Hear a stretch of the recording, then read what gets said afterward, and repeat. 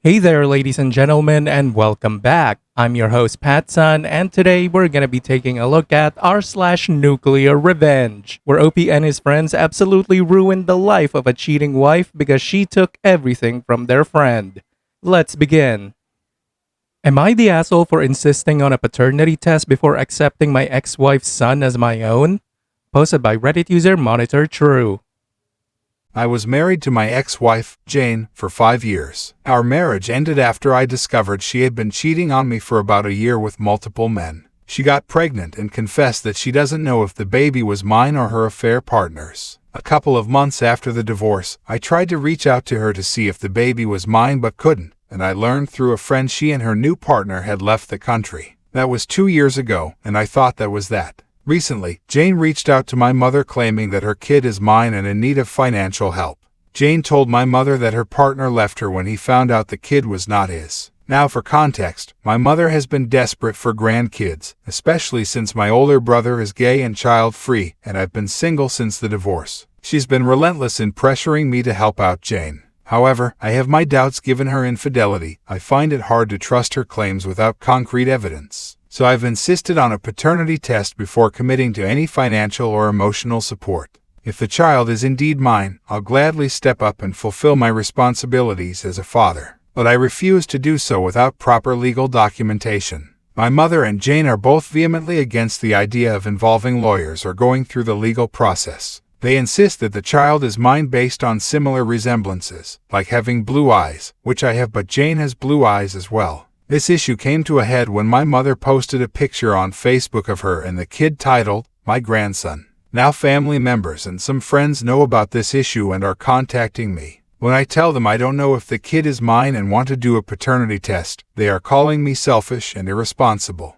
My family members are saying my mother will only say that because she is sure that the kid is mine. My friend says I am an asshole for punishing the kid for what my ex-wife did. There is a chance the kid is mine, but I can't shake off my doubts and I refuse to be manipulated into a situation where I might end up responsible for a child who may not be mine. I'm willing to do what's right, but I need certainty first. But it's driving me crazy with so many people close to me saying I should just take responsibility. My older brother is the only one who is on my side, and he thinks it's because my mother has accepted the kid that others are willing to accept it too, and because of family bonds, which are a major thing here. But I am standing firm on my decision to do a paternity test.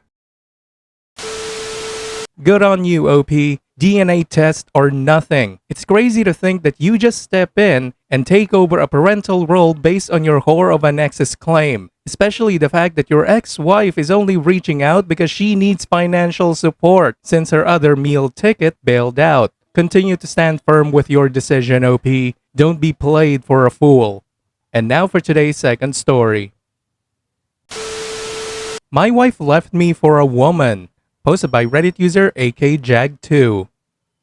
My wife and I had been together for 12 years, married for 7 years, 3 beautiful boys. The last year of our marriage has been extremely rocky. We moved from our house in South Carolina back to where she was from, Michigan, due to me taking a higher paying job and so she would be closer to her family. I don't have much family left. We ended up living in our camper for 3 months while we searched for another home to purchase. I understand this added a lot of stress on her, the kids, and our marriage. We ended up finding the perfect home and bought it. Shortly after moving in is when the marriage went south. She started leaving for the weekend and hanging out with her family but wouldn't invite me. Stay out late drinking on the weekends with her cousins, while I watched the kids. During this time, I tried communicating with her that I didn't like her going out every weekend and wanted to do things as a family. I was met with anger and hostility anytime I tried to talk to her. This went on for a few months until I finally told her that our relationship and marriage was going nowhere and I wanted a divorce. I had felt divorced for months anyways. She filed in early August.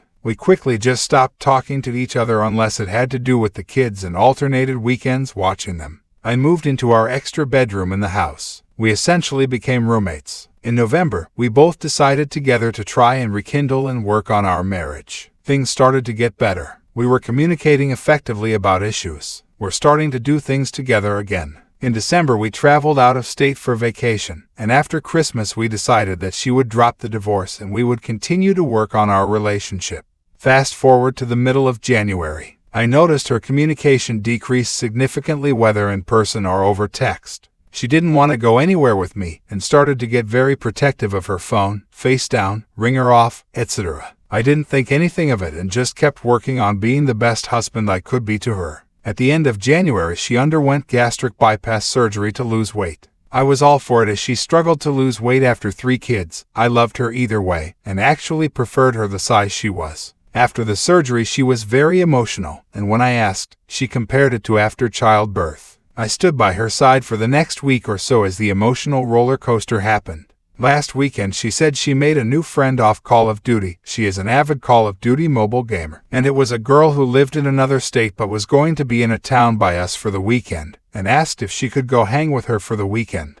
I said cool, I got the kids, go have fun. I didn't hear anything from her all weekend, literally nothing, and Sunday she texted me that we are going through with the divorce and she needs to have a conversation with me. She gets home covered in hickeys and proceeds to tell me that she has been talking to this girl off Call of Duty, who is actually a transitioning female to male. This girl lives about 6 hours from us. She said she was in love and that no one has ever made her feel this way. She also claimed that she is the happiest she has ever been with anyone ever in her life. They had been talking for a month, but this was the first time they actually met. She said that they have talked about her moving in together after the divorce is done. She claims that she deserves someone who genuinely loves her. When I asked why or how she came to the conclusion she was bisexual, she claimed that she made out with a girl once when she was drunk in high school and gets off to lesbian porn, and has always had strong feelings for females. I am completely blown away and honestly hurt. Not just for me, but for my kids as well. I have a very strong gut feeling that she is high off the butterflies, and going to essentially destroy our lives together and marriage for something very temporary. She has talked to me the last couple of days and cried.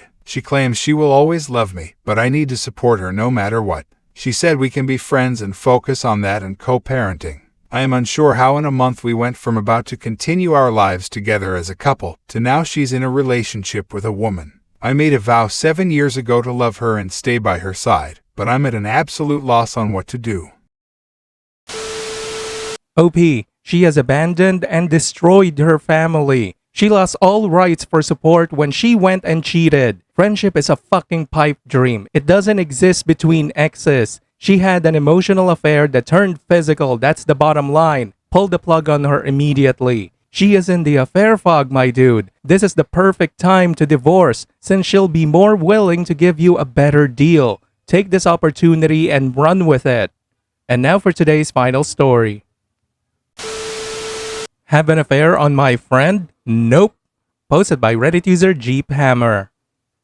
A childhood friend that was the most empathetic, kind guy I've ever known did a hitch in the Navy, went into computers, and played guitar in a band. Married a pretty mean girl that liked the idea of a big wedding and musician husband, but had no interest in a marriage. She was her family's golden child, drop-dead gorgeous, and completely narcissistic spoiled. They buy land. He borrows money and has his family build their house to reduce costs. He was paying them back over time while she spent money and socialized, sometimes working a part-time job. Inside of 2 years, she's bored and starts an affair, or we think never stopped affairs, but gets caught, and while the empathetic guy tries to work things out, she makes false accusations of domestic abuse and files for divorce, with restraining order keeping him out of the home he and his family built with their own hands. Now keep in mind he's still paying his family back for the home, still ordered to pay for the land, and most of the upkeep and maintenance. He's back in his childhood bedroom while his wife entertains her men in that house. With some research by the lawyer, the family still technically own the house. Now, my family owns a heavy equipment business, including house and structural movers. Look up house movers to verify what I said.